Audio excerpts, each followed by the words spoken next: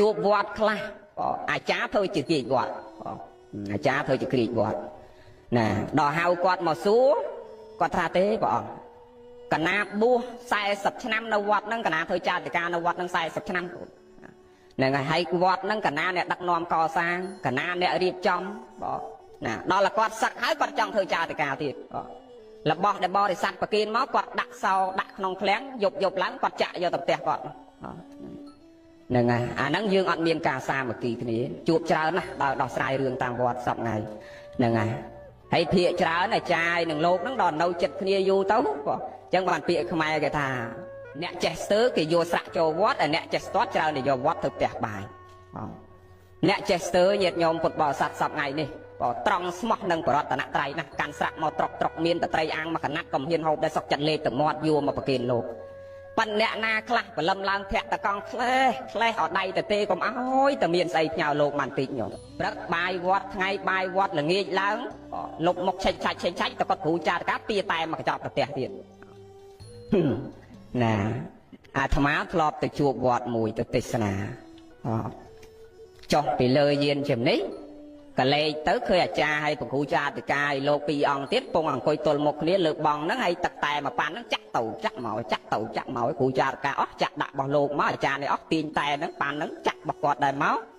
ហើយដល់មើលទៅដូចតំណងចង់ទៅគាត់ឃើញគាត់រត់មកថ្វាយអង្គម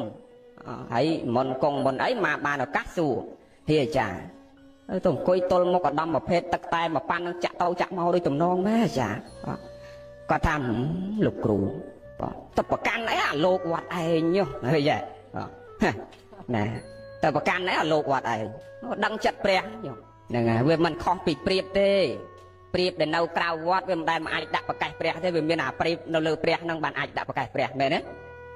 អាហ្នឹងអញ្ចឹងចង់ឲ្យសាសនាយើងរីកចម្រើនវាតល់តែប្រសង់នឹងប្រសង់នឹងប្រសក់នឹងប្រសង់នឹងរួបរวมសាមគ្គីគ្នាថែរក្សាជាតិយើងទាំងមូលក៏អញ្ចឹងដែរណា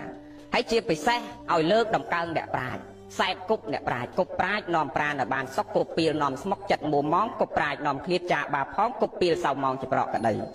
ឬស័យអាងបន្លាការពារខ្លួនប្រាជ្ញអាងច្បាប់ក្បួនការពារខុសឬស័យបែកគុំទៅពាំងដោះសាមគ្គីគ្នារស់តែប្រត់គ្នាស្លាប់អញ្ចឹងត្រូវរួបរวมគ្នាសាមគ្គីគ្នាមិនថាសាសនាឬផ្នែកខាងអាណាចក្រទេ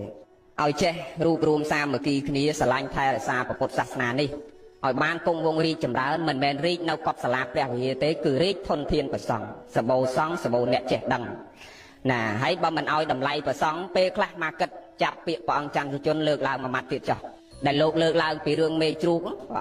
មកនឹកឃើញថារាល់ថ្ងៃពេលខ្លះញាតិញោមឲ្យតម្លៃប្រសង់បានស្មើមេជ្រូកផងពេលខ្លះមិនបានថាអញ្ចឹងមានវត្តមួយញាតិញោមជ្រូកវាកើតកូនមកកូនជ្រូកនោះវាជើង3ហើយធម្មតាអារបស់មិនល្អគេមិនហ៊ានទុកផ្ទះទេយកមកទុកក្នុងវត្តអាហ្នឹងជាសញ្ញាសម្គាល់ថាទីវត្តអារាមនេះទទួលបានទាំងអស់អាក្រក់ក៏ទទួលបានល្អក៏ទទួលបានទទួលអាក្រក់មកកែឲ្យល្អឡើងវិញណាទទួលល្អឲ្យរឹងរឹតតែល្អធ្វើឡើងថែមទៀតអញ្ចឹងរបស់ចង្រៃដែលញាតិញោមហ៊ានទុកដាក់ផ្ទះហ្នឹងចូលវត្តទាំងអស់ណាលោកនេះអ្នកទទួលទាំងអស់វាមិនខុសគ្នាពីអាត្មាឆ្នាំហ្នឹងចូលឆ្នាំហ្នឹងដូចដាក់ហ្មងញោមណាឆ្នាំហ្នឹងអត់ទៅស្រុកទេអត់ទៅបាងស្គរឲ្យញោមស្រីទេបាងស្គរនៅភ្នំពេញធ្វើនៅភ្នំពេញហើយញាតិញោមដឹងថានៅភ្នំពេញទម្លាប់ឲ្យតាខែអដៅអីទៅស្រុកដែលនៅឆ្នាំហ្នឹងនៅដល់នៅដឹងតែនៅគាត់ទេមកអញ្ចឹងមកថ្វាយអង្គមប្រគេនចង្ហាន់យកផ្កាមកឲ្យបាចទៅសុំសុខស្រីសួស្ដីនៃគុណអើយព្រះអង្គគ្រូហើយសុំអាចង្រៃឆ្នាំចាស់ហ្នឹងដាច់យកទៅអស់ទៅទុកតែអាសុខស្រីសួស្ដីមកខ្ញុំកណាសុំបាចឲ្យចង្រៃហ្នឹងទៅអស់លោកគ្រូយកអស់ហេនេះចេះបាចទៅឲ្យពរឲ្យជ័យទៅណាមួយមកសុំចង្រៃលោកគ្រូយក2ចង្រៃលោកគ្រូយក3ចង្រៃលោកគ្រូយកដល់ចប់ចូលឆ្នាំជិះឡានទៅទេសនានៅស្វាយរៀងមកនិយាយរឿងចង្រៃចូលលោកអីទៅទេសនាមុននឹងទៅទេសនាទៅមើលសាលារៀនសិនកំពុងកសាងសាលារៀនឲ្យក្មេងនៅទល់ដែននោះមួយខ្នង32ម៉ែត្រគុណនឹង9ម៉ែត្រធំដល់ទៅឲ្យលុយឲ្យអីចិនហើយចប់សពគ្រប់ជិះត្រឡប់មកវិញមួយម៉ោងនឹងមកកន្លែងប៉ុនដល់មកអាផ្លូវគេតឹមធ្វើថ្មីចេញពីទីរួមខេត្តស្វាយរៀងមកណាហើយគេបាញ់អាទឹកនោះផងឡានវាល្អិលដល់ល្អិលអាកន្លែងវាលស្រែទៀបវាមិនល្អិលទេវាល្អិលលើស្ពាននោះណាធ្លាក់អាកណាត់ឡានហ្នឹងមកកណាត់ ប៉ុន្តែមកកណាត់ក្រោយវាអត់ធ្លាក់ទៅតាមដោយសារវាកលនឹងគល់ស្ពានហើយដល់អញ្ចឹងមកប្រាប់ថាតកងឈប់សិនបើកវាឡានអញចុះសិនអញអត់តន់ចង់ទៅនៅពៀននេះណាលោតទៅមុនតកងនេះហ្នឹងហើយតម្រាំមកគេរកឡានគេស្ទូចអីបានហើយជីមកវាយូរអាម្ចាស់បនចិត្តទៅតិចទេសួរដល់ណាហើយលោកគ្រូដល់ណាលោកគ្រូបញ្ញាប់ដល់ម៉ោង8យប់បានទៅដល់រោងបនមកឡានគេមកស្ទូចបានណាមកទាញបានហ្នឹងហើយដល់ទៅដល់អាចារ្យវាបញ្ញាប់ផងបញ្ញាប់ទៅលេងល្ខោនលេងអីផងគ្រាន់តែទៅដល់រោងបនអាត្មាតន់រៀបចំខ្លួនចុះពីលើឡានស្រួលផងគាត់ទាញទ្វារមកកប់អាដៃនឹងបោកក្បាលប្រកេះនេះបោកជាមួយទ្វារឡាននឹងទៀតមកអាត្មាទៅគាត់គាត់តែចប់ចូលឆ្នាំហើយភ្លាមចង្រៃឃើញភ្លាមមែនហ្នឹងហើយដល់ទៅពេលអស់ពីប៉ុណ្្នឹងហើយឈឺរហូត2ខែជាងនៅដល់ពេទ្យដាច់ខ្យល់6សាដូចព្រះអង្គគ្រូច័ន្ទសិជនលើកឡើងអញ្ចឹងហើយមកវិញទៀតណាញោមមកពីខ្មោចទេមកហ្នឹងអ្នកទៅមើលអីគេយំពេញតែពេទ្យអស់ហើយទាំងប្រសងទាំងប្រសក់ហ្នឹងគេថាគ្មានឡាត់គ្មានសង្ឃឹមតែបានមកវិញទេព្រោះយើងរឹងប្រកាច់ដឹងអីអស់ហើយណារឹងស្រោកអស់ហើយនិយាយរឿងនេះមួយម៉ាត់ហើយអញ្ចឹងអាត្មាចេះតែគិតលោកថងយាមធំផងអញ្ចឹងមិនលែងចង់រៀនការថងយាមមកយើងរាយវាຕົកនៅក្នុងហ្នឹងមិនដឹងណានិយាយរឿងយើងមួយម៉ាត់ទៀតចាប់ពាក្យព្រះអង្គពេលខ្លះញាតិញោមអត់ឲ្យតម្លៃព្រះសង្ឃណាអត់យល់ក្រៅតែធ្វើបន់ជាមួយបារិបុគ្គលិទានមិនសូវតាំងចិត្តជាមួយសង្ឃបានមិនសូវឲ្យតម្លៃសង្ឃណា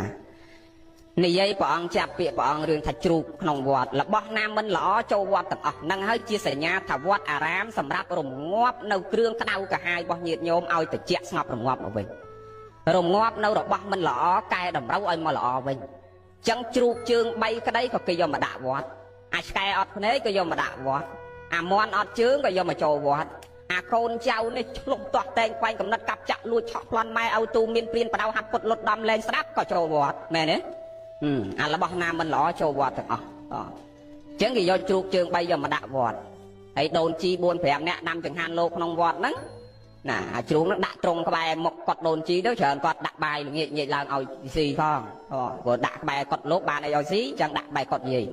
ហើយដល់យាយដូនជីនេះថ្ងៃមួយជ្រូកក៏ក្តៅធម្មតាជ្រូកក៏ចូលចិត្តត្រជាក់ដល់ថ្ងៃក្តៅមកវារើខុសកាក់ពេញនៅក្នុងនោះវារត់ឆ្លេចាក់ចុះឡើងល្មៀលត្រឡប់លន់យាយថាអូពុទ្ធហើយព្រះនៅមិនសុខច្បាស់ជាកើតចលាចលហើយក្នុងវត្តហ្នឹងហ្នឹងព្រះនៅមិនសុខច្បាស់កើតចលាចលហើយយាយនេះនិយាយអញ្ចឹងរត់ទៅតែងចេកតែងធូបមកគេសួរយាយតែងចេកតែងធូបតាណាបន់សុំឲ្យព្រះ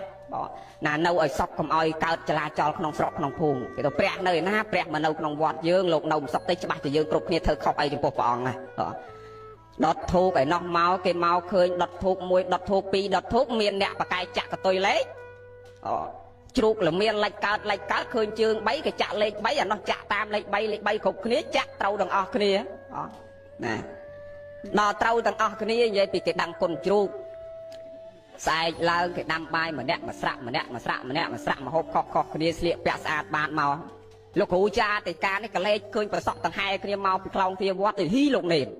ឯងថ្ងៃនេះដូចមិនមែនថ្ងៃសិលទេហើយក៏គ្មានប្រសក់ណាប្រាប់ថាមកប្រគេនចង្ហាន់ធ្វើសង្ឃកទាននេះដែរមិនប្រសក់មកច្រើននេះទៅឡើងទៅបោសលើសាលាឆាន់រៀបចំក្រាលកទាននេះប្រសក់មកច្រើនណា